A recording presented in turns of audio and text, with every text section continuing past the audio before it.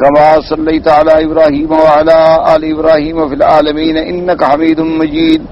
قال الله تبارك وتعالى في كلامه المجيد: أعوذ بالله من الشيطان الرجيم. بسم الله الرحمن الرحيم. كتب عليكم القتال وهو كره لكم وعسى أن تكرهوا شيئا وهو خير لكم وعسى أن تحبوا شيئا وهو شر لكم والله يعلم وأنتم لا تعلمون. يسألونك عن الشهر الحرام قتال فيه قل قتال فيه كبير وصد عن سبيل الله وكفر به والمسجد الحرام وإخراج أهله منه أكبر عند الله والفتنة أكبر من القتل ولا يزالون يقاتلونكم حتى يردوكم عن دينكم إن استطاعوا ومن يرتد منكم عن دينه فيمت وهو كافر فأولئك حبطت أعمالهم في الدنيا والآخرة وأولئك أصحاب النار هم فيها خالدون. إن الذين آمنوا والذين هاجروا وجاهدوا في سبيل الله أولئك يرجون رحمة الله والله غفور رحيم. ان آیات مبارکہ میں جو سورۃ البقرہ کی آیات ہیں، ایک تو مسئلہ ہے جہاد کا، اور دوسرا مسئلہ ہے قتال اشہر الحرم کا، اور تیسرا مسئلہ ہے ارتداد کا. تو اب یوں سمجھیں کہ پہلی آیت میں جو آپ نے کل بھی الحمدللہ درس میں پڑھی تھی کہ اللہ نے مسلمانوں کے لیے قتال جو ہے وہ فرض کر دیا. ابتدائی اسلام میں، یعنی اب اگر آپ میرے آقا خاتم الانبیاء سرکار دو جہاں صلی اللہ علیہ وسلم کی زندگی پہ نظر ڈالیں تو سب سے پہلی زندگی جو ہے میرے مدنی پاک کی، جب آپ نے نبوت ملی، دعوت کی ابتدا کی، اسلام کی دعوت دی، لوگ اسلام لانے لگے، تو پہلی زندگی میں تو حکم تھا صبر محض، بس صبر کرنا. یعنی صبر بھی اتنا کہ اگر کافر ایذا پہنچائیں، تکالیف پہنچائیں، ان کا کچھ دفاع بھی نہیں کرنا، بس برداشت کرنا. اور یہ عالم رہا کہ حضور کے راستے میں کانٹے بچھائے گئے، آپ نے صبر فرمایا. صحابہ رضوان اللہ علیہم اجمعین کو شہید کیا گیا، پھانسیوں پہ لٹکایا گیا، انگاروں پہ لٹایا گیا، لیکن صبر. یہ ابتداء عالم، ابتداء اسلام کی کیفیات کا ذکر ہے، اور اسی صبر میں پوری مکی زندگی گزری ہے تقریباً میرے آقا صلی اللہ علیہ وسلم. تو اس لیے اگر آج بھی کوئی مسلح، کوئی انقلابی انسان اگر کسی ملک میں، کسی خطے میں، کسی علاقے میں، کسی قوم میں کوئی انقلاب برپا کرنا چاہتا ہے تو حضور صلی اللہ علیہ وسلم کے منہج سے ہٹ کر، حضور پاک صلی اللہ علیہ وسلم کے طریقے سے ہٹ کر کبھی کامیابی نہیں ہو سکتی.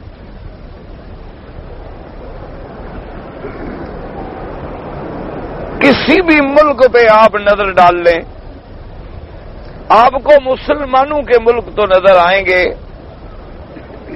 لیکن اس کو آپ اسلام کا ملک یا اسلامی ملک نہیں کہہ سکتے. کہتے ہیں تو ایک رسمی بات ہے، بس چونکہ مسلمان رہتے ہیں لہذا اسلامی ملک کہلاتا.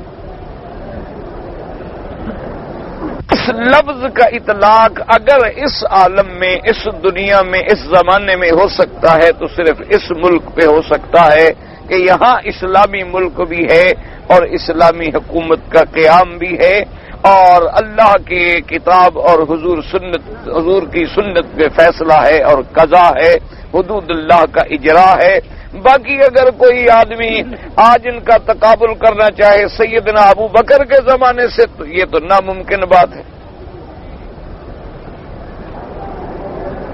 کیونکہ تابعین جب صحابہ کے زمانے کا مقابلہ نہیں کر سکے، ہم تو 1400 سال پیچھے آ گئے۔ یعنی جو خلفائے راشدین کا دور تھا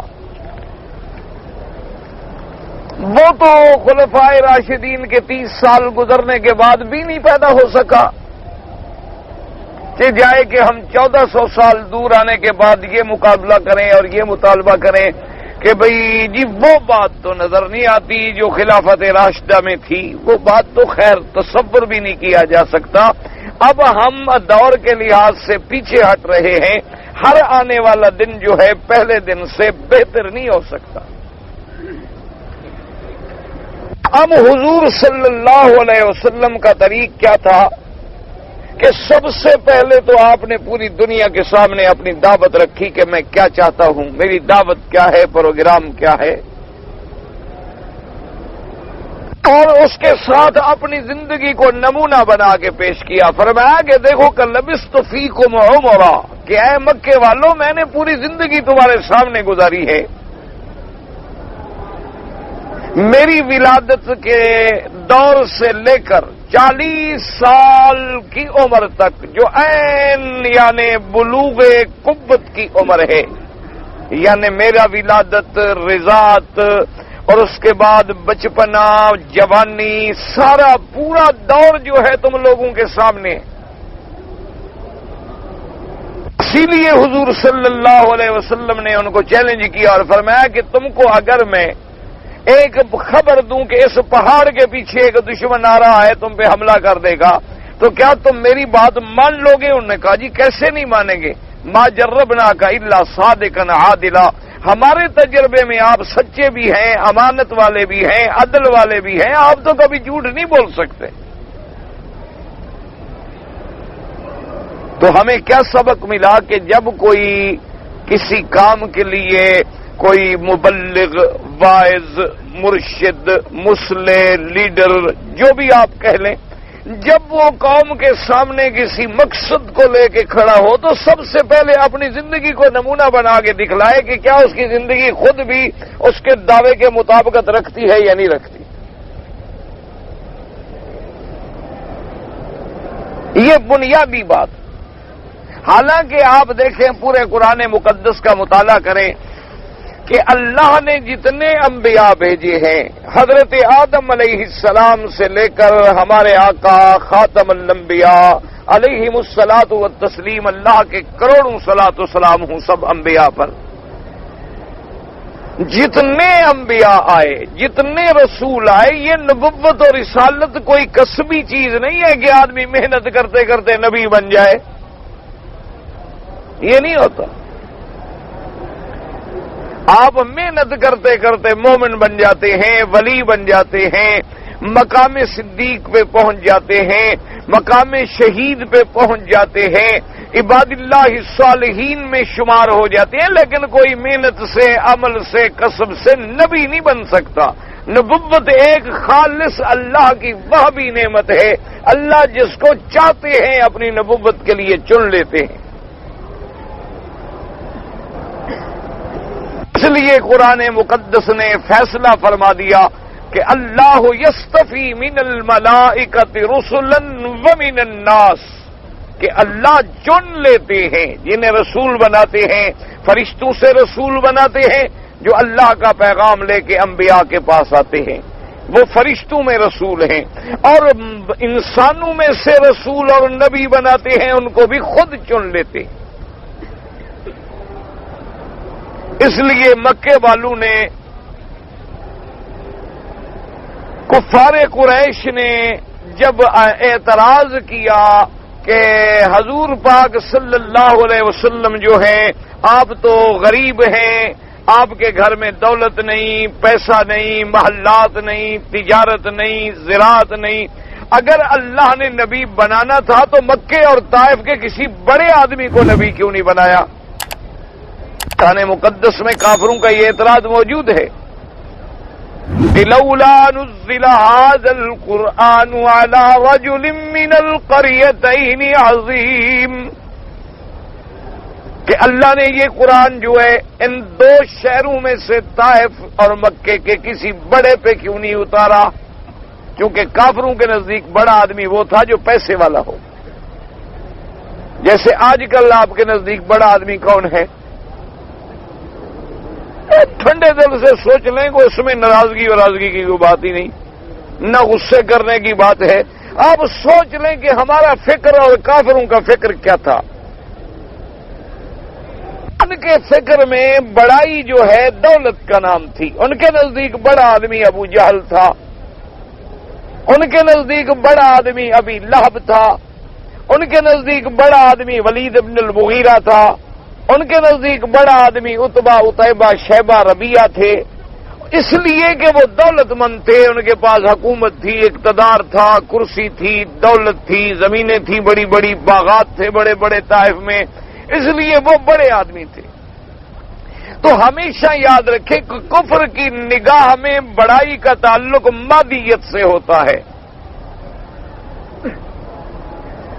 کفر کی نظر میں بڑا آدمی وہ ہوتا ہے جو مادی اعتبار سے، اقتصادی اعتبار سے دولت پہ ہو، اقتدار کی کرسی پہ ہو، وہ بڑا آدمی ہے. اور اسلام کی نظر میں بڑائی ہوتی ہے تقویٰ سے، پرہیزگاری سے، کہ کوئی جتنا متقی ہے، جتنا پرہیزگار ہے، جتنا اللہ سے ڈرنے والا ہے، وہ بڑا آدمی. آج آپ دیکھ لیں کہ جتنا کوئی دولت مند ہے، پیسے والا ہے، سرمایہ دار ہے، اور وہ جناب گاڑیوں کے جلوس کے جلب میں پھرتا ہے، سب اس کو بڑا آدمی سمجھتے ہیں. اس کے مقابلے پہ ایک تہجد گزار ہے، شب بیدار ہے، صف اول میں نماز پڑھنے والا ہے، حلال کی روٹی کھاتا ہے، جھوٹ نہیں بولتا، اسلام پہ چلتا ہے، وہ کچھ بھی نہیں کہا چھوڑو یار یہ کیا ہے. کوئی بھکاری ہوگا، پوچھو کوئی 1 روپیہ دے کے دفع کرو اس کو.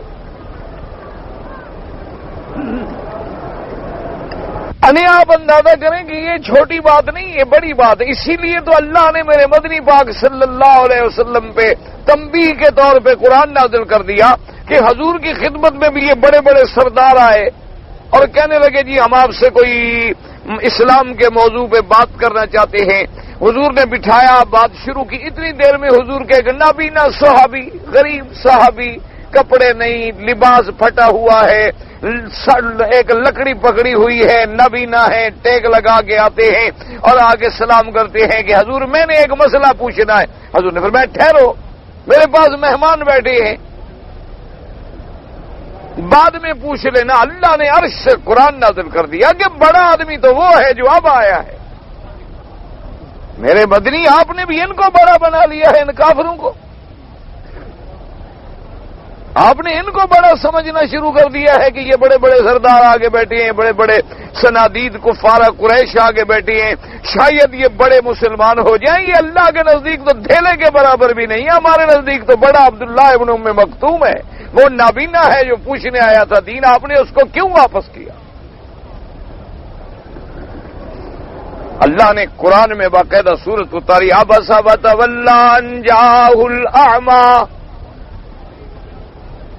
وما يدريك لعله يزكى او يذكر. اللہ نے فرمایا عجیب بات ہے، میرا آپ کے پاس ایک نابینا صحابی آتا ہے جو صحیح معنی میں تزکیہ حاصل کرنا چاہتا ہے، جو صحیح معنی میں میری بات سمجھنا چاہتا ہے. آپ نے اپنے چہرے پہ بل ڈال کے اسے ہٹا دیا. اس لیے کہ میرے پاس بڑے آدمی بیٹھے، یہ کیا بڑے ہیں؟ ان کا تو مچھر کے پر کے برابر بھی خدا کے وزن نہیں ہے. اس لیے ہمیشہ یاد رکھیں. تو مطلب یہ ہوا کہ اللہ نے فیصلہ کر دیا کہ آپ جو کہتے ہیں کہ بڑے آدمی پہ اتارو، اللہ اعلم حیث یجعل رسالتہ، اللہ جاننے والے ہیں کہ میری رسالت نبوت کا مستحق کون ہے. میں نے جس کو نبی رسول بنایا ہے میں علم والا ہوں، میرے علم کے مطابق فیصلہ ہے. تم کون ہو پوچھنے والے؟ تم کون ہو مشورہ دینے والے کہ میں نے اس کو بنایا اور اس کو کیوں نہیں بنایا؟ اب مسئلہ کیا سمجھ آیا کہ نبوت جو ہے وہ تو اللہ پاک خود چن لیتے ہیں. اچھا، جس کو اللہ خود چن لیتے ہوں تو اللہ کے چننے میں کوئی نقص نہیں ہو سکتا، اس لیے کہ اللہ ہر نقصان سے پاک ہیں. دیکھو نا، میں کوئی چیز چنتا ہوں، اینک لوں، تو ہو سکتا ہے کہ میں نے بڑی کوشش کی ہو، 8-10 اینکیں دیکھی ہوں، لیکن پھر بھی کوئی غلطی رہ گئی ہو. میں کوئی کپڑا خریدوں، 8-10 کپڑے دیکھنے کے بعد لوں، لیکن ہو سکتا ہے کیونکہ میرا کوئی علم کیا ہے، ناقص علم ہے، لیکن اللہ کا علم کامل ہے، اس کے علم میں کوئی کمی نہیں. جب علم میں کمی نہیں ہے تو چننے میں کمی نہیں ہو سکتی. چننے میں نقص تو تب ہوگی جب چننے والے میں کوئی نقص ہو. جب چننے والا ہر نقصان سے پاک ہو تو جس کو چنے گا وہ بھی ہر نقصان سے پاک ہوتا ہے، وہ بھی ہر گناہ سے پاک ہوتا ہے، وہ بھی ہر غلطی سے پاک ہوتا ہے. اسی لیے تو انبیاء معصوم ہوتے ہیں نا، کہ ان کو اللہ نے چنا ہوا ہوتا. اگر وہ بھی عام لوگوں کی طرح غلطی کریں تو پھر اللہ کے چننے کا کیا فائدہ ہوا؟ تو اب دیکھیں کہ نبی معصوم ہے، یعنی اس لیے آپ کہتے ہیں نا محمد مصطفیٰ. کیوں کہتے ہیں؟ اب جس کو اللہ نے چن لیا، اللہ یصطفی من الملائکہ، استفا یستفی مصطفیٰ مادہ ایک ہے. یا جیسی آپ کہتی ہیں مجتبا، اجتبا، یجتبی مادہ ایک ہے، کہ جن کو اللہ پاک نے اپنی رسالت کے لیے، ختم نبوت کے لیے، دو جہاں کی سرداری کے لیے چن لیا ہے. تو جن کو اللہ نے چن لیا وہ کتنا کامل ہوں گے، کتنا شان والے ہوں گے. لیکن اللہ نے پہلے 40 سال تک اپنے پیغمبر کو نبوت نہیں دی. کیوں؟ اور اتنی محنت، اتنی مشقت کی زندگی میرے مدنی پاک کی کہ غار میں بیٹھی ہے، غار ہرا میں اکیلے. آج کل تو شہر بن گیا نا، آج کل تو جبل نور بھی شہر میں آ گیا، اس کے دائیں بھی شہر، بائیں بھی شہر، آگے بھی شہر، روشنیاں اور دکانیں اور بازاریں. لیکن اس 1400 سال پہلے ذرا آنکھیں بند کر کے تصور کریں نا کہ اللہ کے کعبے کے بعد، صفا مروہ کے بعد تو کوئی گھر بھی نہیں تھا. نہیں، یہ جتنے گھر تھے جہاں صفا مروہ بنی ہوئی ہے اس کے ساتھ، یا اب جو حرم کا تھوڑا سا میدان بنایا گیا ہے صفا مروہ کی طرف سے، یہ سارے مکے والوں کے گھر یہی آ جاتے تھے. دار ارقم بھی، ام ہانی بھی، بیت سیدہ خدیجہ بھی، زقاق الحجر بھی، حضور صلی اللہ علیہ وسلم کا گھر بھی، بیت عباس بھی، سب جتنے بڑے بڑے تمام کے گھر تھے. بس اتنی ایریا سمجھیں، پورے مکے کا نام اتنی ایریا تھا. اسی طرح یہ وہاں بسم اللہ دیکھ لیں، یہ نیچے سید شار ابراہیم الخلیل ہو گئی، آگے سیدنا ابی بکر رضی اللہ تعالیٰ عنہ کا گھر تھا، سیدنا ابی بکر رضی اللہ تعالیٰ عنہ کی مسجد تھی، اور یہی وہ طریق ہجرت تھی. اس سے پھر حضور پاک غار ثور تشریف لے گئے. یہ سارا مکہ تو اتنی تھا.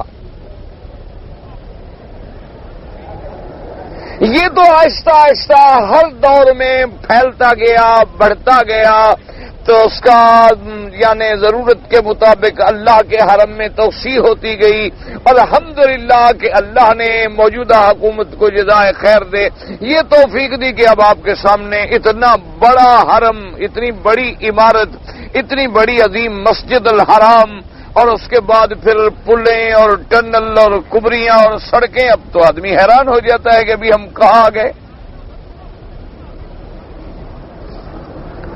تو اس زمانے میں ذرا آپ اندازہ فرمائیں کہ جب صفا مروہ کے بعد یعنی یہ سوق جو ہے جس کو آپ چھتی ہوئی بازار کہتے ہیں نا جی، یہ پرانے زمانے میں بھی سوق عکاظ کا ایک راستہ تھا، کیونکہ اسی سے جنت المعلی آگے قبرستان تھا. چونکہ یہ قبرستان حضور کے زمانے سے بھی قبل کا ہے. جنت المعلی جو قبرستان ہے، معلی اس لیے کہتے ہیں یہ اعلیٰ اونچی جانب ہے، یہ مسفلہ اس لیے کہتے ہیں کہ یہ نچلی جانب ہے. معلّہ اس لیے نہیں کہتے جیسے آپ معلّہ القاب بناتے ہیں نا لوگوں کے، قبلہ کعبہ، اعلی شانہ، داما ذلہ، زیدہ مجدہ، پتہ نہیں خدا رحمت کرے کہیں جل شانہ نہ لکھ دو. یہ وہ مراد نہیں ہے. ہمارے ہاں تو ہوتا ہے نا جی لقب جو بڑھانے بیٹھے نا، مولوی اتنی سا ہوتا ہے، لقب اتنے ہوتے ہیں. مولوی چھوٹا لقب بڑا، جیسے حالی نے کہا تھا جو کھڑے ہیں پڑے ہیں جو ماپو تو بندے خدا سے بڑے۔ تو یہ ہمارے ہاں یہ القاب کا چکر ہے، یہ عرب میں نہیں ہے ایسی بات۔ عرب بڑی سیدھی سی بات کرتے ہیں، کوئی اپنے آپ کو نہیں چھپاتا۔ آپ نے دیکھا ہوگا یہاں کوئی درزی ہے تو اپنے ساتھ خیاط لکھے گا، کوئی درخان ہے اپنے ساتھ نجار لکھے گا، کوئی اپنا جناب پھول بیچنے والا ہے وہ اپنے ساتھ وہی لفظ لکھے گا۔ کوئی کیوں سمجھتے ہیں کہ یہ پیشہ ہے، یہ تو کام ہے، محنت ہے، اس سے کوئی انسان کی عظمت میں کیا فرق پڑتا ہے؟ انسان کی عظمت کا تعلق تو ایمان سے ہے اور عمل سے ہے۔ یہ ہے جنت المعلا، یاد رکھو جنت المعلا، معلا معنی اعلی مکہ تھا، اور یہ ہے اسفل مکہ تھا، اس لیے اس کو کہتے ہیں مسیال مسفلا، کیونکہ جب پانی گرتے تھے بارشوں کے تو اسی راستے سے نکلتے تھے۔ تو یہ مسفلا نچلا حصہ، یہ اعلی اونچا حصہ۔ تو جنت المعلا کیوں کہلاتا ہے کہ یہ قبرستان اس اونچے حصے میں ہے، اور یہ پھر ہمارا ایمان ہے کہ اس میں کیونکہ حضور کی بیوی ہے، حضور کی اولادیں ہیں اور بڑے بڑے لوگ ہیں، وہ ہر لحاظ سے ویسے بھی اعلی ہے۔ یہ تو علیحدہ بات ہے کہ ہماری محبت ہے، عقیدت ہے، ورنہ معلا کہنے کی وجہ یہ ہے، اور حضور کے زمانے سے بھی پہلے یہ مکے والے بھی سب اسی میں دفن ہوتے تھے۔ بلکہ خدا کی شان ہے کہ جنت المعلا کا جو قبرستان ہے نا، جہاں سے اب آپ جاتے ہیں شروع کرتے ہیں، جو بالکل آخری اونچا حصہ ہے پہاڑ کی جانب میں، اس اونچے حصے میں تھے یہ کافر بڑے بڑے سارے۔ اس سے مسئلہ سمجھ لیں کہ کوئی مکے میں مر جائے، کوئی جنت المعلا میں دفن ہو جائے، مدینے پاک میں مر جائے دفن ہو جائے، اس سے کوئی فرق نہیں پڑتا، اصل بات ایمان ہے۔ اگر ایمان نہ ہو کیا خیال ہے آپ کا جتنے کافر یہاں دفن ہے جنت میں جائیں گے؟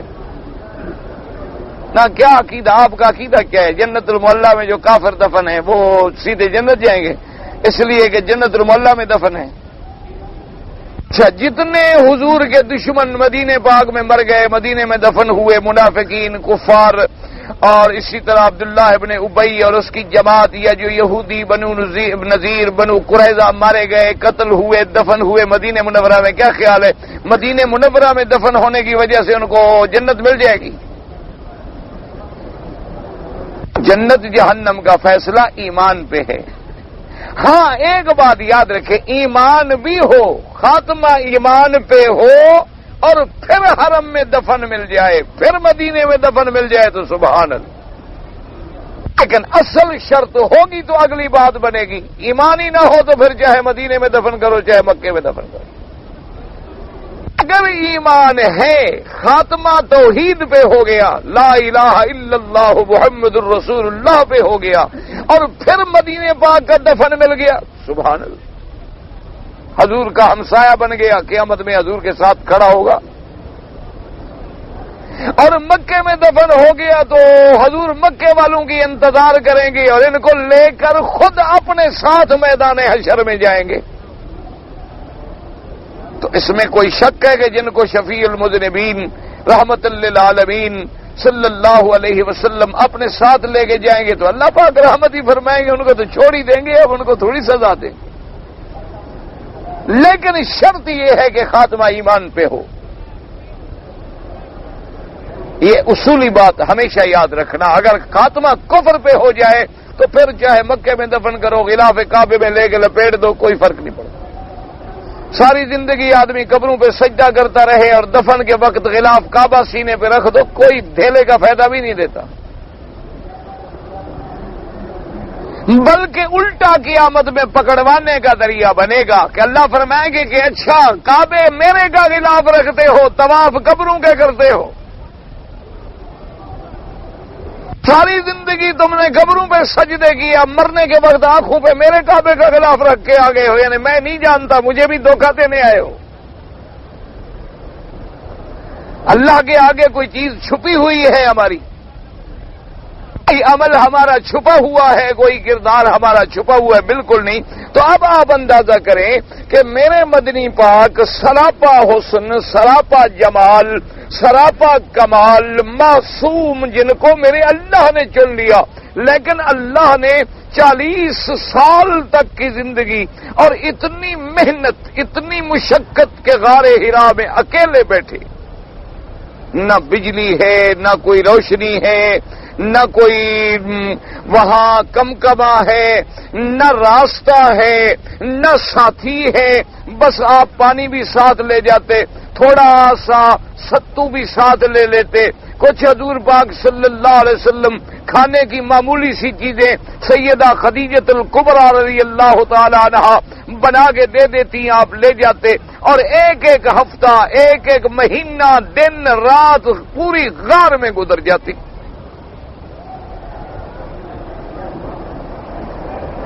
آپ دوہراتے تو مجھے ذرا رہ کے دکھائیں، جو بڑے عاشق بنتے ہیں، دعوے کرتے ہیں ہم بڑے عاشق ہیں، پہلے تو یہ عاشق آدھے رستے سے واپس آ جاتے ہیں،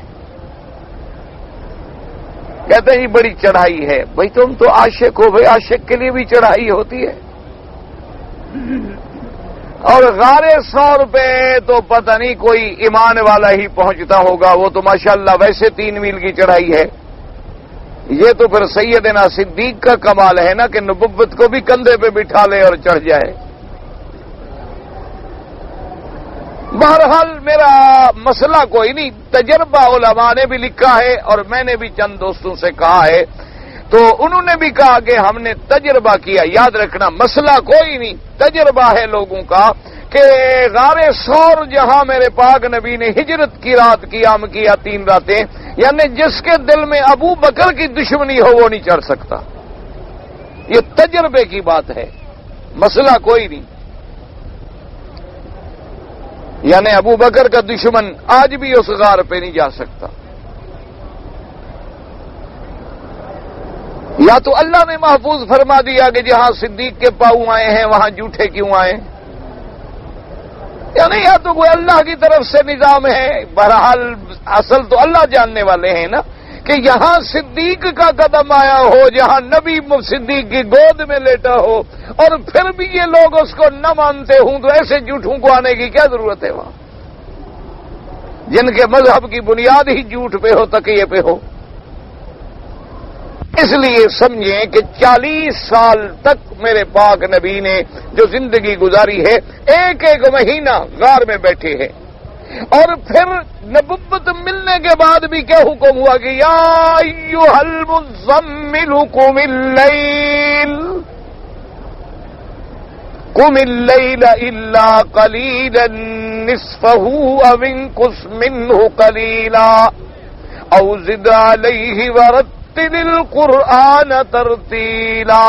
اللہ نے فرمایا کملی میں لپٹنے والے میرے نبی اب اٹھو، راتوں کو جاگو، عبادت کرو، اور یہ نہیں تمہاری طرح 10 منٹ 2 منٹ 4 منٹ نہ، یا تو آدھی رات عبادت، آدھی رات آرام، یا 2 حصے رات کے عبادت اور 1 حصہ آرام، یا 2 حصے آرام اور 1 حصہ عبادت، اور پھر قرآن کو پڑھو، ورتل القرآن ترتیلا، اور قرآن کو بنا بنا کے سنوار کے اس کے مخارج کے ساتھ ادائیگی حروف کاملہ کے ساتھ تلاوت کریں، اور محنت کر کے جاگیں، کیونکہ آگے جا کے اللہ نے فرمایا انا سنلقی علیک قولا ثقیلا، اے میرے مدنی ہم آپ کو تیار کر رہے ہیں، چونکہ ہم نے آپ پہ ایک بہت بڑا بھاری کام رکھنا ہے۔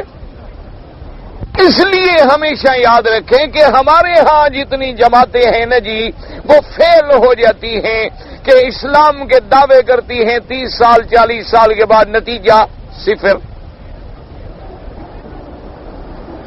اس کی وجہ کیا ہے؟ یاد رکھو، اس کی بنیادی وجہ یہ ہے کہ سب سے پہلے دائی جو ہے اس کا کردار اتنا بے داغ ہونا چاہیے کہ دشمن انگلی نہ رکھ سکے۔ اب دیکھیں نا، سارے مکے والے دشمن تھے، میرے مدنی کے کردار پہ، کریکٹر پہ، حضور کی ذات پہ انگلی نہیں رکھ سکے۔ بڑے سے بڑا الزام لگایا تو کیا کہ جادوگر ہے،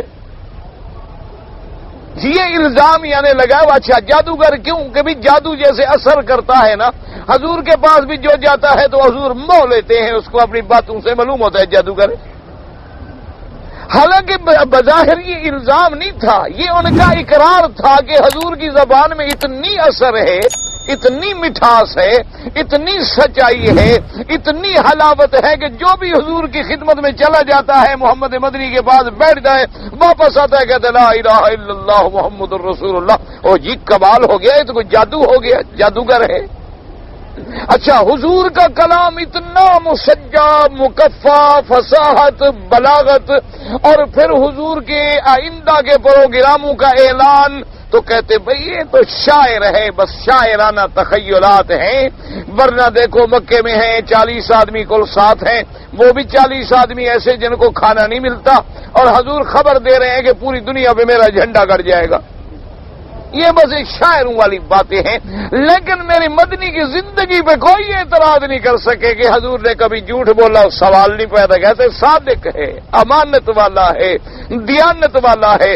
اور سارے مکے والے چل کے آ گئے کہ حضور اگر آپ رشتہ کریں تو پورے مکے کے خاندان کی جس لڑکی پہ حکم کریں آپ کے قدموں میں لے آئیں. کوئی آدمی اپنی لڑکی کا رشتہ دیتا ہے جب تک اعتماد نہ ہو اس کے کردار پہ؟ آج کل باپ اپنی بیٹی کا سوداگر ہے اور بیٹی باپ کی عزت کی سوداگر ہے. آج کل تو ایسے بغیرت باپ بھی زندہ ہیں جو اپنی لڑکیوں کو خود لے جاتے ہیں پیشہ کرانے کے لیے. ہاں ٹھیک ہے، آپ نہ ماننے، حقیقت ہے. جو واقعات ہیں وہ حقیقت ہے. باپ خود سودا کرتے ہیں، شادی کی پھر طلاق لے لی، پھر دوسری جگہ شادی کی پھر طلاق لے لی. میاں نے بیٹی کو ذریعہ بنایا ہوا ہے معاش کا، روزگار کا. اور بیٹیاں بھی جب جانتی ہیں کہ باپ اتنا ظالم ہے، ماں اتنی ظالمہ ہے، تو پھر وہ بھی ان کی عزت کا ہر وقت سودا کرتی رہتی. لیکن پہلے دور میں یہ تصور نہیں تھا. تو اب دیکھیں کہ سب سے بڑی بات کیا ہوتی ہے کہ جو دعوت لے کے اٹھے پہلے اس کا اپنا دامن جو ہے وہ اپنا کردار ہو. اگر اس کے کردار میں کوئی جھول ہے پھر کامیابی نہیں ہوتی. اسی لیے دیکھیں کہ ساری زندگی حضرت آدم علیہ السلام سے لے کر میرے پاک نبی تک اللہ کے کروڑوں صلاۃ و سلام ہوں انبیاء پہ، ایمان سے کہیں کسی نبی کی ذات پہ کوئی دشمن الزام لگا سکا؟ اچھا کسی نے کوئی الزام لگا بھی دیا ایسے جھوٹا جیسے موسیٰ علیہ السلام پہ بیماری کا الزام لگایا، اور الزام تو کوئی نہیں مل سکا، اور کوئی الزام نہیں مل سکا. لیکن بیماری کا الزام لگایا، اور وہ بھی کیوں کہ موسیٰ علیہ السلام غسل کرنے کے لیے بہت دور تشریف لے جاتے تھے پہاڑوں میں، اور ان کی قوم کا یہ قاعدہ تھا کہ وہ مرد جو ہیں آپس میں ایک دوسرے کے سامنے کھڑے ہو کے نہا لیتے تھے. یعنی مرد جو ہیں وہ اس بات کا حجاب نہیں کرتے تھے کہ بھئی ایک دوسرے کے سامنے ننگا نہ نہایا جائے. وہ کہتے ہیں بھئی کیا فرق ہے، مرد ہیں، کوئی ایسی بات نہیں، کوئی عورتیں تو نہیں ہیں، ہم سب مرد ہیں. حضرت موسیٰ علیہ السلام چونکہ دور جاتے تھے نہانے کے لیے، چونکہ کان حیین ستیرن، آپ سراپا حیا تھے، کیونکہ اللہ کے رسول تھے، کلیم اللہ تھے، اللہ کے نبی تھے، تو دشمنوں کو اور کوئی موقع نہیں ملا. ایک الزام لگا دیا، کہنے لگے انہو آدر، کہ موسیٰ علیہ السلام ہم سے دور اس لیے چھپ کے نہاتے ہیں کہ ان کو بیماری ہے، ان کو بیماری ہے، اور وہ بیماری بڑا عیب ہے. اگر ننگا نہائیں گے تو ہمیں تو وہ بیماری نظر آئے گی، اس لیے دور جاتے ہیں اپنی بیماری کو چھپانے کے لیے. یعنی اور کوئی الزام نہیں لگا، اور کوئی دشمن عیب نہیں ڈھونڈ سکا. ایک عیب لگایا وہ بھی اپنے قیاس فاسد سے کہ چونکہ ہمارے سامنے نہیں نہاتے لہذا کوئی عیب ہے، اس کو چھپا رہے ہیں. اللہ نے فرمایا ہم اپنے نبی کا اتنا الزام بھی برداشت نہیں کر سکتے. میرے نبی جیسے باطنی طور پہ شرک سے گناہوں سے پاک ہوتے ہیں، میں اپنے نبیوں کو جسم کا بھی کوئی عیب نہیں دیتا. میں اپنے انبیاء کو ظاہری باطنی ہر لحاظ سے پاک بنا کے بھیجتا ہوں. نہ ان کے باطن میں کوئی عیب ہوتا ہے، نہ ظاہر میں کوئی عیب ہوتا ہے، نہ ان کے روحانیت پہ کوئی عیب ہوتا ہے، نہ جسمانیت پہ کوئی عیب ہوتا ہے. موسیٰ علیہ السلام ایک دن غسل فرما رہے تھے اور کپڑے اٹھا کے ایک پتھر پہ رکھ دیے کہ بھئی غسل کر کے کپڑے پہن لوں گا. اللہ نے حکم دیا پتھر کو کہ کپڑے لے کے موسیٰ علیہ السلام کے بھاگ جاؤ. پتھر کپڑے لے کے بھاگ گیا. موسیٰ علیہ السلام نے دیکھا پلٹ کے کہ جس پتھر پہ میں نے کپڑے رکھے تھے پتھر تو جا رہا ہے.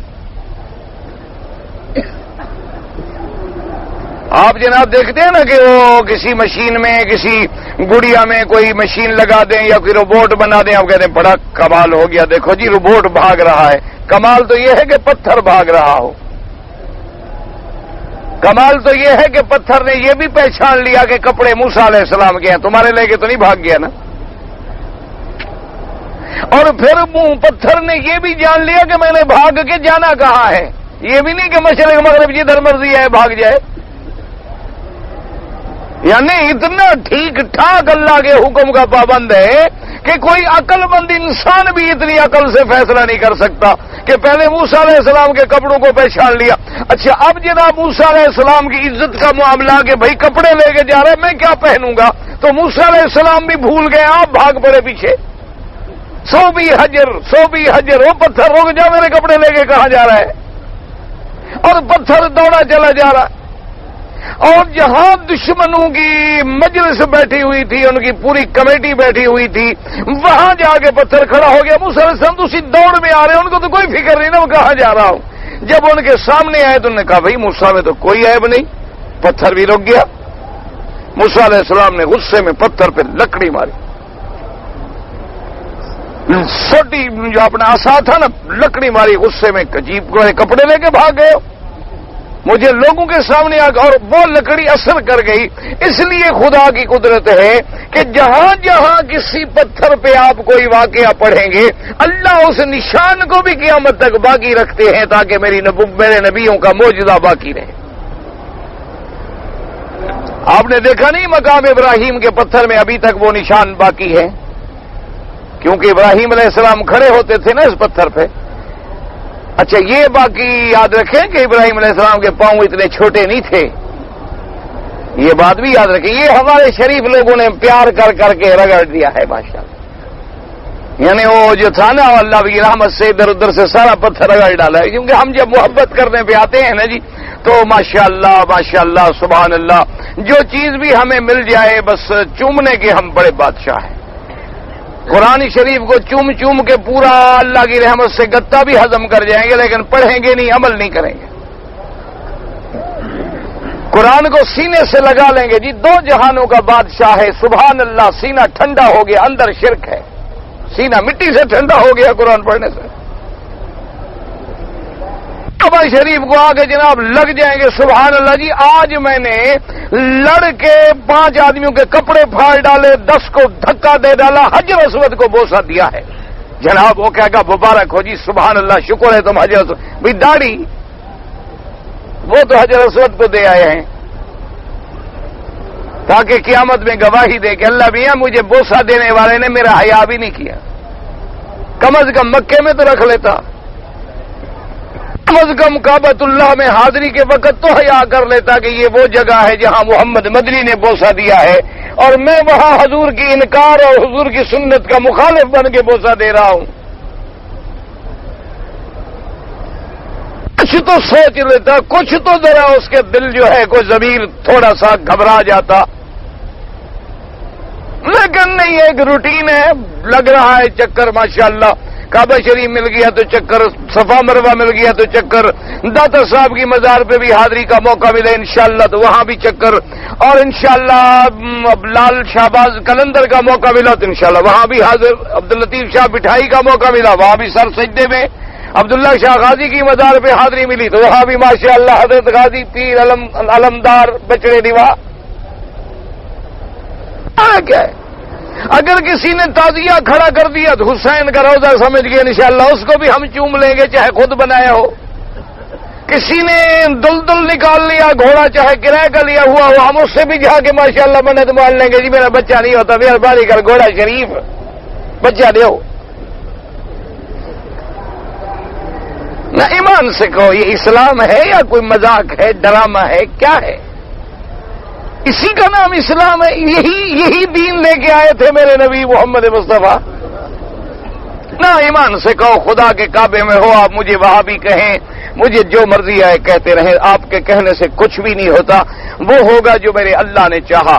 لیکن ایمانداری سے بتائیں, اگر حضور یہی بات بتانے آئے تھے نا جی کہ ایک گھوڑا نکالنا ہے, 10 دن سیاہ کپڑے پہننے ہیں, 4 پائی الٹی کر کے رات کو سونا ہے, اور تھوڑا سا 2-4 ہتھڑ منہ کو مار دینے ہیں, اگر چاقو مار لو تو سیدھی جنت ہے, اور اس کے بعد جناب عرس شریف کرنا ہے, اور ایک 40واں شریف کرنا ہے, 7 جمعراتیں کرنی ہیں, تیسرے کا کل کرنا ہے. اگر یہ دین لے کے آتے ایمان سے مکے کا ایک آدمی بھی جھگڑا نہ کرتا.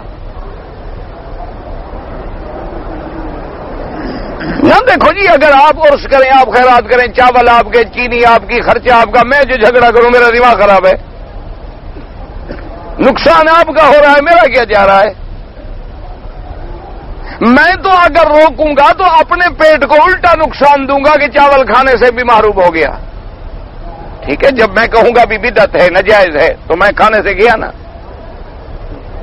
اگر یہ دین ہے, یاد رکھو, معاف کرنا, پھر یہ تو ڈرامہ ہے. وہ تو وہی بات ہوئی کہ وہ چرچ میں ڈرامہ کر کے کھڑے ہیں, پادری صاحب کھڑا ہے, اور آ گئے, کیا بات ہے. انہوں نے کہا جی اس ہفتے میں نے اتنی شراب پیا, اتنی زنا کیا, اتنی جھوٹ بولا. اس نے کہا اچھا تو میرے لیے نذرانہ کتنے لائے ہو. اس نے کہا جی $100. اس نے کہا جاؤ, معاف کیا. وہاں چرچ میں کھڑے ہو کے پادری ہفتے میں گناہ معاف کر دیتا ہے, ہمارا پیر معاف کر دیتا ہے. فرق کیا ہوا پھر؟ انہوں نے بھی ایک صلیب بنائی ہوئی ہے, ہم نے بھی ایک تعزیہ بنایا ہوا ہے. نہ ایمانداری سی بات کرو, ایک ٹھنڈے دل سے بات کرو. ان کا بھی کراس کا ایک نشان ہے, ہمارے بھی نشان ہیں. انہوں نے بھی حضرت عیسیٰ اور بی بی مریم کی تصویریں لگائی ہوئی ہیں گھروں کے اندر, ہم نے بھی اپنے بزرگوں کی تصویریں لگائی ہوئی ہیں. فرق کیا ہے؟ ذرا مجھے بات سمجھائیں تو صحیح. یہ ڈرامہ ہے, اسلام ہے, دین ہے. اچھا, وہ بھی جناب اپنی سالگرہ مناتے ہیں, ہم بھی. نہ ایمان سے کہو بھی سالگرہ, یہ کرسمس, سالگرہ, برتھ ڈے یہودی عیسائی مناتے ہیں کہ نہیں مناتے؟ اچھا, ہم مسلمان ٹھنڈے دل سے ہم بھی کیک رکھتے ہیں, اتنی جتنی عمر ہو جائے اتنی موم کی بتیاں بھی لگاتے ہیں کہ جی 60 بتی جل گئی تو 60 سال حضرت کے تباہ ہو گئے, نہ نماز نہ روزہ. اس لیے ہم موم رکھتے ہیں کہ جیسے یہ جل گئی میری زندگی بھی جل گئی, اور آگے بھی خدا نہ کرے جہنم ہو. ورنہ کیا مناسبت ہے؟ مجھے بتائیں, مسلمان کو آگ سے کیا مناسبت ہے؟ میرے مدنی کو پیٹ بھر کے جو کی روٹی نہیں ملی اور تو بچوں کے کیک بناتا ہے. اب تو بوڑھوں کے 90 سال کے پتہ نہیں پرانے جو بوڑھے پڑے ہوئے ہیں ان کے بھی کیک ہیں, اور کیک بندے سے بھی بڑے ہیں. سیڑھیاں رکھ کے چھری چلانی پڑتی ہے. ارے اب تو یہودی نصرانی بھی ہم سے پیچھے رہ گئے. اچھا, پہلے صرف برتھ ڈے تھی, اب شادی کی سالگرہ ہے کہ جس سال شادی ہوئی تھی نا, جس تاریخ کو, اسی تاریخ کو پھر جناب سالگرہ کرو شادی کی دوبارہ. انا للہ و انا الیہ راجعون. ایمان سے کہو, ہم کہاں جا رہے ہیں؟ یہ دین ہے. دعا کرو اللہ ہمیں محمد مدنی کا غلام بنائے. دعا کرو اللہ ہمیں ابو بکر, عمر, عثمان و علی کا غلام بنائے. دعا کرو اللہ ہمیں اہل بیت اور اولیاء اللہ کی طرز زندگی اختیار کرنے کی توفیق دے. اللہ پاک ہمیں شرک سے, بدعات سے, ان جھنجھٹوں سے بچائے. اور یاد رکھیں, جب تک دائی کی زندگی سیانے کامل نہیں ہوگی, دعوت کبھی کامیاب نہیں ہو. اس لیے اللہ نے اپنے نبیوں کو پاک بنایا کہ کوئی میرے نبی پہ انگلی نہ رکھ سکے, کوئی میرے نبی پہ اعتراض نہ کر سکے. تو سب سے پہلے دائی کا خود با کردار ہونا, با عمل ہونا. دوسرا دعوت کا واضح ہونا کہ تم چاہتے کیا ہو. بات تو کھلی کرو نا, واضح تو کرو نا, کیا چاہتے ہو. جیسے ہمارے ہاں دیکھ لو 47 سال ہو گئے, سب کچھ آیا, نہیں آیا تو اسلام نہیں آیا.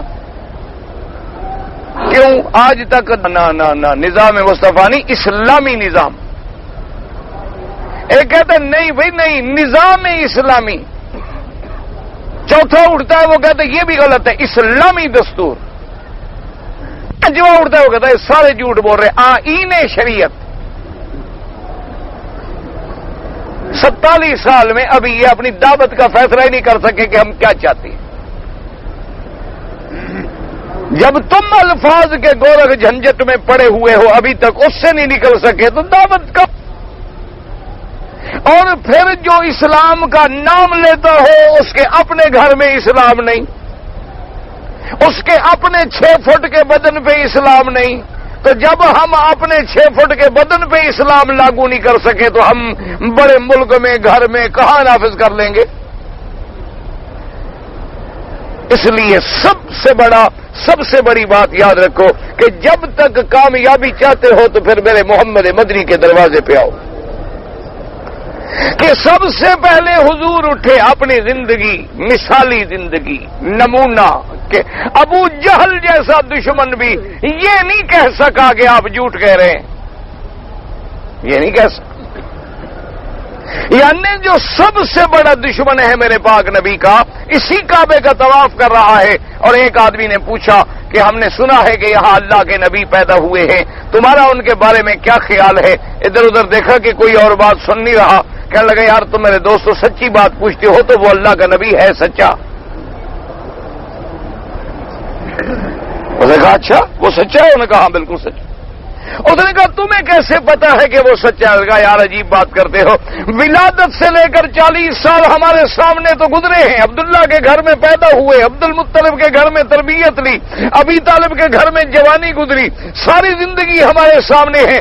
جس ذات پاک نے کبھی کسی بندے پہ جھوٹ نہیں بولا وہ خدا پہ جھوٹ بول سکتا ہے. اس نے کہا کہ جب وہ سچا ہے تو کلمہ پڑھ لو. کہا نہیں یہ تو خیر ہمارا جھگڑا ہے آپس میں, ہمارا اپنا آپس کا خاندانی جھگڑا ہے. منا وزیر و منہم وزیر, منا امیر و منہم امیر. کبھی ان کا امیر بنتا ہے, کبھی ہمارے خاندان کا امیر بنتا ہے, کبھی ان کا وزیر بنتا ہے, کبھی ہمارا وزیر بنتا ہے. اب وہ نبی بن گئے, ہم کیا کریں؟ ہم اتنا تو کر سکتے ہیں کہ مانیں گے نہیں. یہ ہمارا خاندانی مسئلہ ویسے ہے سچا, لیکن اس لیے سب سے پہلی بات یاد رکھیں کہ دائی جو ہو, جو قوم کو بلانے والا, سب سے پہلے اس کی زندگی پاک. دوسرا دعوت بڑی واضح ہو. حضور نے فرمایا کیا میں کیا کہتا ہوں تمہیں؟ فرمایا قولوا کلمۃ تفلحوا لا الہ الا اللہ محمد الرسول اللہ. فرمایا ایک کلمہ توحید کی تمہیں دعوت دیتا ہوں اور کچھ نہیں.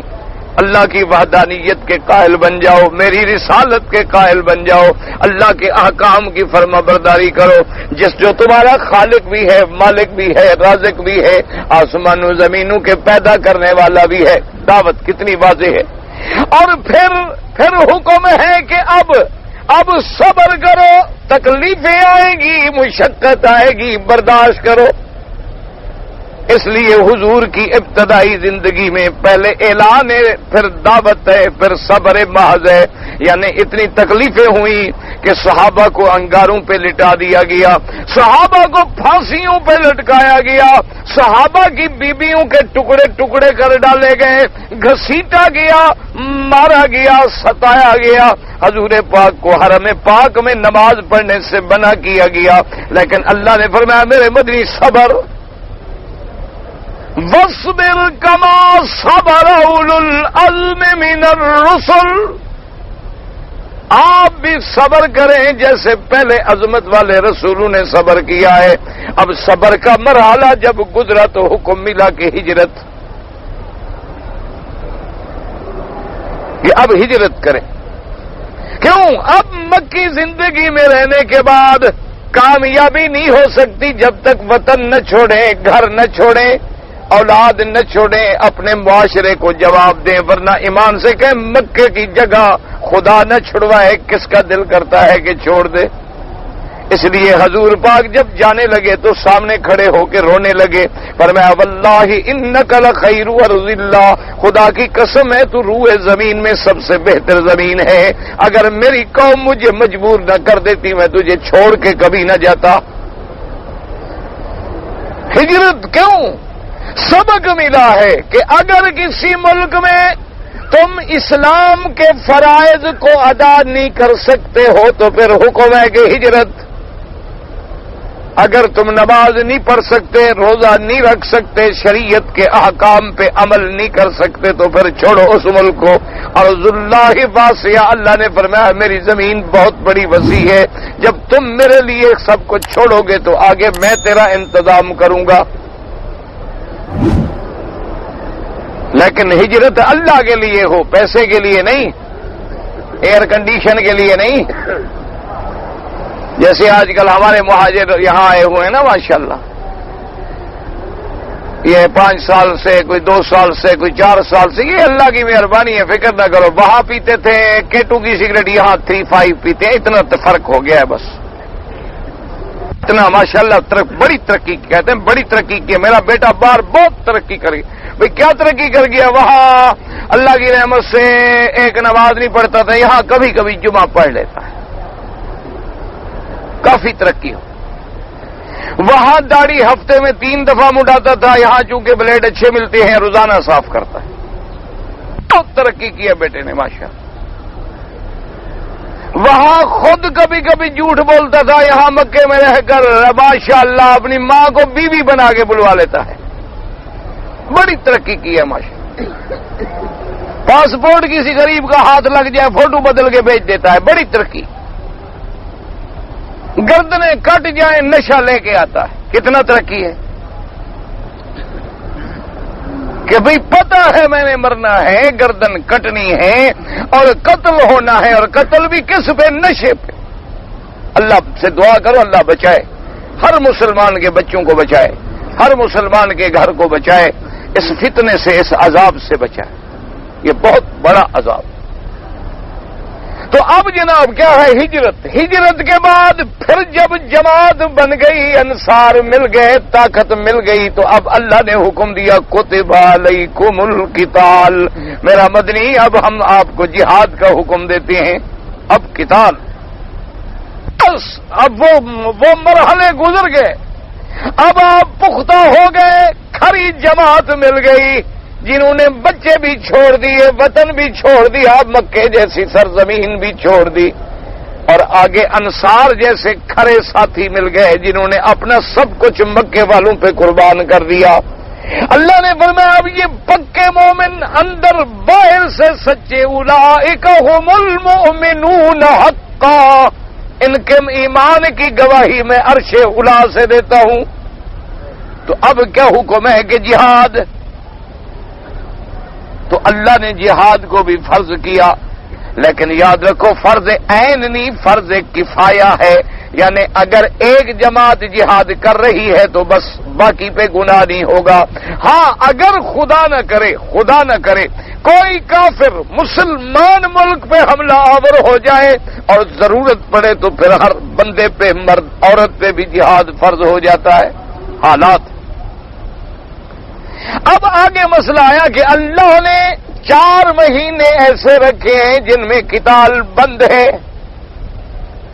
وہ 4 مہینے جو ہیں ان کو کہتے ہیں اشہر حرم، اسی لیے قرآن کہتا ہے یسألونک عن الشہر الحرام، میرے مدنی آپ سے سوال کرتے ہیں کہ ان اشہر حرم میں قتال کرنا کیسا ہے۔ وہ 4 مہینے جن میں قتال منع ہے وہ کون سے مہینے ہیں؟ یاد رکھ لیں، ذی القعدہ، ذی الحجہ، محرم، سمجھ آ رہا ہے؟ فروری، مارچ، اپریل تو مجھے آتا نہیں، اب میں کیسے بتاؤں کہ ذی القعدہ کا مہینہ جو ہے اس وقت کیا ہوگا آپ کا؟ کیوں اب تو مسلمانوں کے مہینے بھی بدل گئے نا جی، اب محرم چلا گیا، اب دن کے بعد جنوری ہے، ان کا سال جون سے شروع ہوتا ہے، رات کو دن ان کا 12 بجے رات کو بدلتا ہے۔ پہلے ہم نے سنا تھا سکھوں کے 12 بجتے ہیں، اب سب کے 12 بج جاتے ہیں۔ اسلام کہتا ہے سورج ڈوبنے سے تاریخ بدلتی ہے، مسلمان کہتے ہیں نہیں جی نہیں، انگریز کہتا ہے 12 بجے رات کو بدلتی ہے، ہم تو وہی بنائیں گے۔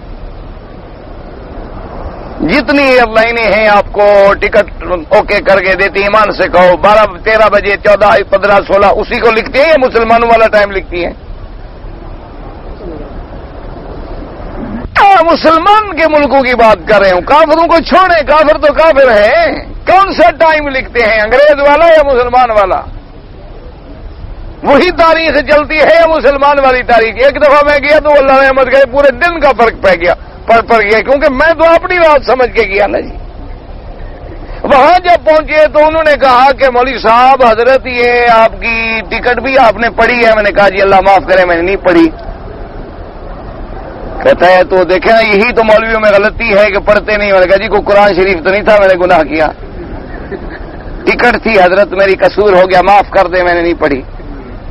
نہیں جی آپ تو ناراض ہیں۔ میں نے کہا جی نہیں جی ناراض نہیں ہو رہا میں، نہ یہ قرآن تھا نہ یہ حدیث رسول تھی، میں کیوں پڑھتا؟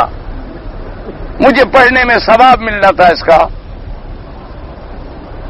یہ آپ کے مقدر میں ہے، آپ پڑھتے رہیں۔ الحمدللہ میں نے قرآن پڑھا، میں درس دے کے ابھی وہاں سے نکلا ہوں الحمدللہ ثم الحمدللہ۔ کہنے لگا جناب پھر آپ نے دیکھو تاریخ، یہ تو 12 بجے کے بعد جناب تاریخ بدل جاتی ہے، اسی لیے تو مسئلہ ہے نا کہ آپ تو غلط آ گئے۔ میں نے کہا جناب میں نے تو مسلمان سمجھا تھا آپ کو، آپ میرے خیال میں مسلمان نہیں۔ کہتے کیا مطلب جی؟ میں نے کہا جی اسلام کی تاریخ تو مغرب کے بعد بدلتی ہے۔ کہتے ہاں جی وہ تو خیر آپ کی بات ٹھیک ہے لیکن چونکہ رواج ایسا ہے۔ جب رواج کی بات کیوں کرتے ہو؟ میری غلطی تو نہ ہوئی، میں تو آپ کو مسلمان سمجھ کے آیا تھا۔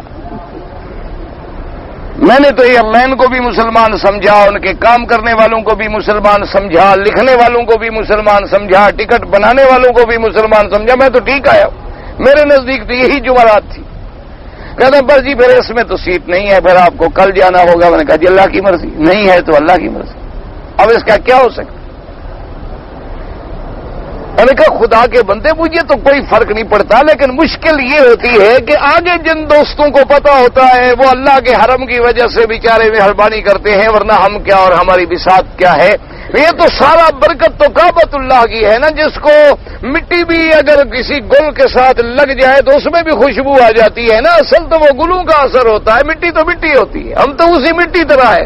لیکن کعبہ شریف کے اثرات ہوتے ہیں کہ آگے بیچارے لوگ کتنی انتظار میں کھڑے ہوتے ہیں۔ انہوں نے کہا شریف آدمی مجھے اگر اس فلائٹ سے رہ گیا تو اگلے لوگوں کو کتنی تکلیف ہوگی۔ کہتے جی اب ہم کیا کر سکتے ہیں، ہمارے پاس تو سیٹ نہیں ہے۔ میں نے کہا اچھا جی ٹھیک ہے انشاءاللہ آپ کی مہربانی بھائی۔ کہتے جی بس آپ ٹکٹ لے لیں اور سیٹ تو نہیں ہے۔ کہا جی اس کا کوئی حل بھی ہے؟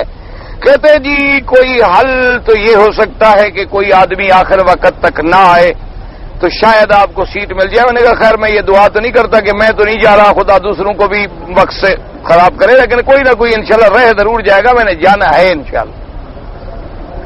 جی آپ بڑے یقین سے کہہ رہے ہیں؟ میں نے کہا جی بالکل یقین سے کہہ رہا ہوں، انشاءاللہ میں نے جانا ہے، اسی جہاز پہ جانا ہے، آپ مجھے خود بٹھائیں گے، آپ خود لے کے ہوں گے۔ کہتے جی بڑی بات یار آپ تو کیسے بولوی ہیں؟ میں نے کہا بس میرا دماغ خیر میں ادھر چلا گیا۔ 2 منٹ کے بعد میں نے کسی دوست کو فون کیا ان کے مالک کو، تو وہ جناب اس کے بعد بھاگ رہے ہیں، ڈھونڈ رہے ہیں۔ اب تو مولوی صاحب بڑے آدمی بن گئے کیونکہ مالک نے ہدایت کر دی نا کہ نوکری پہ رہنا ہے تو چڑھاؤ حضرت کو۔ آگے ڈھونڈ رہے جہاں سر آئے جی، اور جی 2 سیٹیں ہیں، اور جی ہم نے آپ کا اپ گریڈ کر دیا ہے، فرسٹ کلاس میں کر دیا۔ میں نے کہا جی کیوں کر دیا ہے؟ آپ کے اختیارات ہیں، پیسے میں دوں اکانومی کے بیٹھوں فرسٹ کلاس میں، خدا کو کیا جواب دوں گا؟ آپ باقی پیسے لیں مجھ سے۔ نہیں سر نہیں، آپ تو کمال کر رہے ہیں، مالک کا حکم ہے، مالک کے باپ کا جہاز ہے، اس کمپنی کا مینیجر ہے، جہاز اس کے باپ کا نہیں ہے جناب۔ خیر اس کے بعد نے کہا جی ویسے آپ کے آدھے گھنٹے میں ہمیں فائدہ بڑا ہوا ہے، مسئلے بڑے سمجھ آئے۔ میں نے کہا چلو شکر ہے کچھ دین کی تبلیغ کا موقع مل گیا، میں بھی اسی لیے کر رہا تھا، ورنہ آج بھی چلے جاتا کل بھی چلے جاتا، کیا فرق پڑ جاتا تھا۔ تو بہرحال اب جناب یہ دیکھیں مشہور حرم کتنے ہو گئے؟ 3 مہینے تو اکٹھے ہو گئے، ذی القعدہ، اس کے بعد ذی الحجہ اور محرم، اور چوتھا کیا رجب۔ کتنے مہینے حرم ہو گئے؟ 4 مہینے، ذی القعدہ ذی الحجہ محرم اور رجب، ان 4 میں لڑائی بند، قتال حرام۔ اب مسئلہ یہ بنا کہ صحابہ جا رہے تھے، سوال تو نہیں ہے لا الہ، تو جلدی بتا دیا کرو یار، اتنے سوال رکھے ہوئے ہیں، پوچھنے والے بیچارے چلے جاتے ہیں، دوسرے دن دیتا ہے۔ ہمارا بھی طالب ہے نا، مست آدمی ہے۔ اچھا جی لیلۃ القدر اور شب قدر سب ایک ہے، لیکن کب ہوگی پتہ کوئی نہیں۔ رمضان شریف میں ڈھونڈتے رہیں، آب زمزم پانی کھانے پینے میں چائے میں سب استعمال کر سکتے ہیں۔